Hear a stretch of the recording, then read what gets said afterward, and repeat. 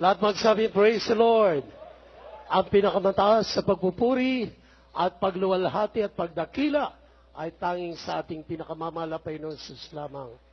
Ngayon din ang pagbati sa ating kagalang-galang na Ebangelista, Pastor, the end-time prophet of our loving God, sa ating minamahal at ginagalang na mga pastor, Wilde Estrada Almeda, at gayon din sa mga ginintuang aral ng ating pong minamahal at ginagalang na Assistant Pastor Lina C. Almeda. At gayon din po mga minamahal sa lugar na ito, ating pong pinaabot ang pagbati, malugod na pagbati sa ating minamahal na mangaral, sa ating beloved ordained preacher, beloved brother Alex Webe and his wife and also his children, mga minamahal, maging sa lahat ng ating mga minamahal at mainit na mga kapatiran na naglilingkod sa gawain ng ating mahal na Panginoon. Purihin ng Diyos at nais ko lamang minsan pang sariwain kung gaano kadakila ang Diyos sa gawain ito. Year 1987, mga minamahal, ng aming pong matagpuan ang banal na gawain ito, mga minamahal, dahil sa taglay na karamdaman ng aking mahal na ama. Siya po ay nag-suffer ng sakit sa puso. At siya po ay naka-schedule for a major bypass operation. That was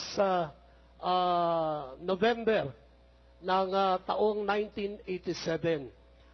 At sa pagkataong niya, mga minamahal, dito po namin nakita ang kabutihan ng ating mahal na Panginoon at yung karamdaman ng aking mahal na ama ay pinagaling ng ating mahal na Panginoon. Lubusan pinagaling ng ating mahal na Panginoon. At yan po, mga minamahal, ang naging daan upang lahat kami sa aming pamilya ay tawagin ang ating mahal na Panginoon sa gawain ito. Year 1990, mga minamahal, ako po ay biktima ng isang hold-up doon po sa aming lugar, mga minamahal. At 12:20 na madaling araw, na-encounter ko po yung dalawang hold-upper na yun, mga minamahal, habang ako'y papasok doon sa aming tinitirahan. Mga minamahal, doon sa lugar na yun, mga minamahal, ay halos wala pang gaanong katao. Napakatataas sa mga talahib, halos sa kaliwat kanan, mga minamahal, sa parting kaliwa, damuhan, sa kanan, pader, at dito po sa likuran, yun po yung lugar ng La Mesa Dam. Noong taong yun, mga minamahal, halos wala pa pong bakod yung buong paligid na yun, mga minamahal. At open po yung lugar na yun. At nung ako po ay papasok doon sa entrance, mga minamahal, meron po lumabas na dalawang hold-upper doon, mga minamahal. Ang taas nung isa, almost 5'7" ang laki nung isa. At yung isa, mga minamahal, mga 5'4" o 5'3", mga minamahal.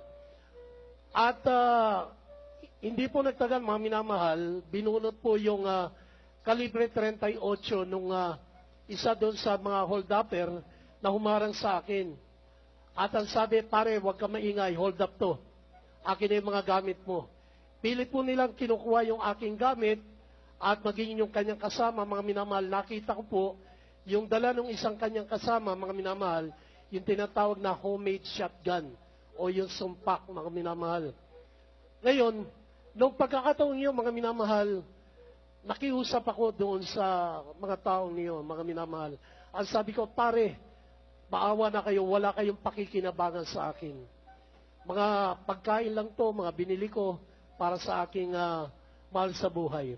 Subalit muli, ang sabi ng isa, pare, yariin na natin, pumapalag.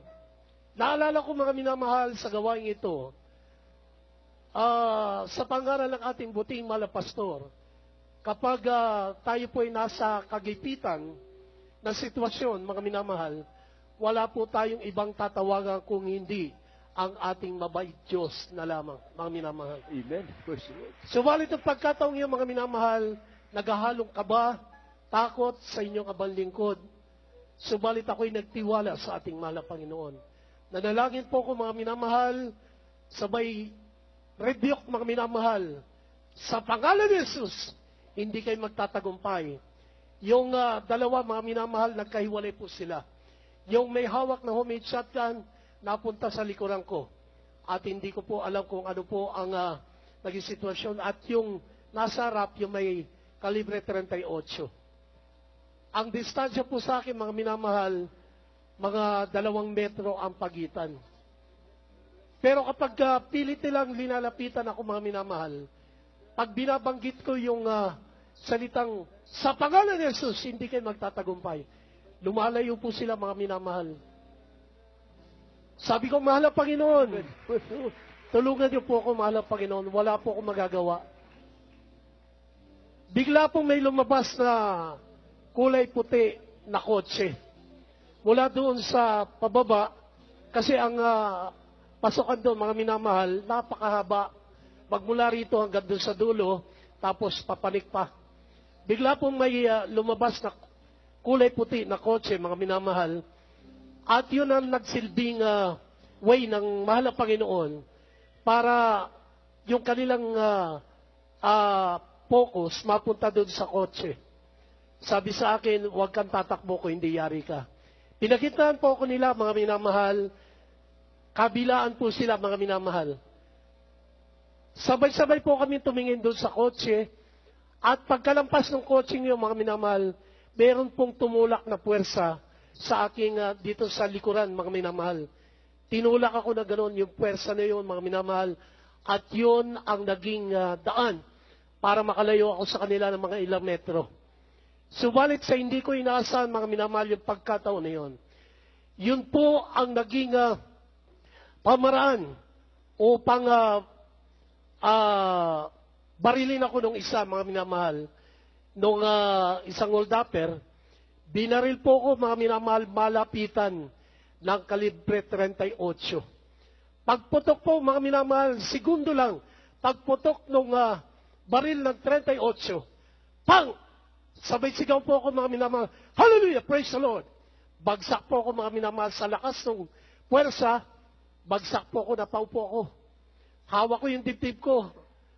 Tapos, nakita ko, mga minamahal, yung bumaril sa akin, mga minamahal, napakalayo. Ang layo na distansya. Hindi ko po alam, yun ay gawa na ng ating mahal na Panginoon. Pag-review ko ng, hallelujah, praise the Lord. May puwersa, mga minamahal, na umano sa aking dibdib. At nung tignan ko, dahan-dahan, iniisip ko, yung dugo ay bubuhos sa aking dibdib. Subalit, tunay ang Diyos sa gawain ito. Siya ay nag-iingat, mga minamahal. Amen. Hallelujah. At nung tinignan ko, sabi ko, mahal na Panginoon, salamat sa iyo, mahal na Panginoon. Linigtas mo ko.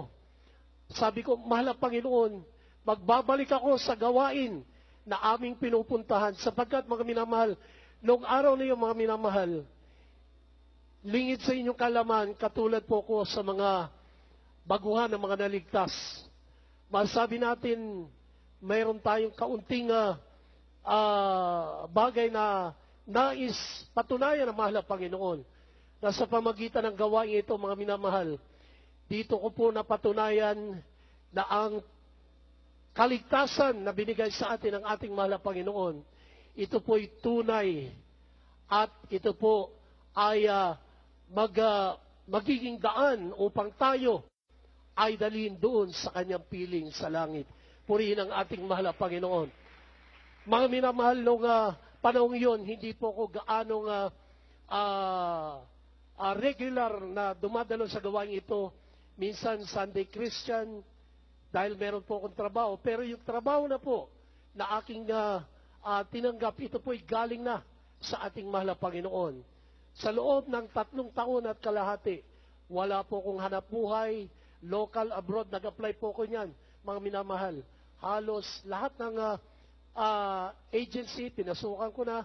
Subalit, mga minamahal, gaano katotoo ang Diyos sa gawain ito, mga minamahal. Ang sabi ng Biblia, hindi ka gagawing buntot ng ating Panginoong, gagawin kang ulo, upang patunayan sa iyo na siya'y totoo at Diyos na mapagpala, mga minamahal. At yung pagkakataon na yun, mga minamahal, nung aking pong pinagbigay alam doon sa aming barangay, yung nangyari sa akin.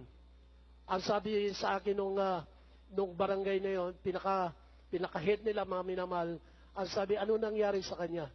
Sabi ko, sir, biktima po ako ng hold up dyan sa labasan. Ganun ba? Anong nangyari sa iyo? Anong ginawa sa iyo? Sabi ko, binaril po ko eh. Saan? Dito sa dibdib. Sabi niya, binaril ka. Biglang dali-dali, mga minamahal, nagpakuha ng flashlight. Tinaas yung dibdib. Yung t-shirt ko, mga minamahal, at flashlight nila, sabi niya, may dugo, may dugo. Tapos, kinapapo nila, mga minamahal, subalit laking taka nila, mga minamahal, laking gulat nila. Wala pong butas yung aking dibdib. Purihin po ang ating mahal na Panginoon. Hallelujah. At ang sabi ng mga ilang, mga minamahal, siguro may anting-anting yan. Kaya hindi tinablan. Sabi ko, hindi po. Doon po ko, may dinadalawan po kaming fellowship. Diyan po sa may dako ng Sabarte. Ang sabi ng ilang, mga minamahal, yung mahabang buhok, yung nakaputi mga damit, sabi ko, opo, yun po. Sabi nung isa, mga minamahal, naniniwala ako, totoo ang Diyos na pinaglingkuran ninyo. Bakit, mga minamahal? Isang pulis po yun, mga minamahal, yung nagsabi na yun, sapagkat ang sabi niya, sa ganung kalapit, halos ganyan lang po kalapit nung barilin ako. Yung tutok ng kalibre 38, ganito lang po kalapit. Sabi niya, kahit mababang kalibre ng baril, kapag ganung kalapit, wala kang kalalagyan, sigurado, mamamatay ka. Subalit gaano katotoo ang Diyos dito, mga minamahal. Siya po ay Diyos na buhay na nag-iingat at nagpapatnubay sa bawat naglilingkod sa Kanya. At dito rin, mga minamahal, minsan na pang patunayan ko sa inyo kung gaano mag-ingat ang ating mahal na Panginoon. Kami po ay na-assign sa dako ng Bohol, mga minamahal. Yung aking mahal na anak natutulog doon sa sahig, may sa pinlang na banig, mga minamahal. Hindi po namin inaasahan sapagkat doon po maraming cobra, maraming mga ahas, mga minamahal. Yung aking mahal na anak, isang araw, naglalakad, mga minamahal, hindi po siya makadiretso ng lakad, halos matutumba. Umiiyak po siya. Nung tinignan namin, mga minamahal, tinanong namin yung aking mahal na anak, na halos malaki na po yung binti, mga minamahal.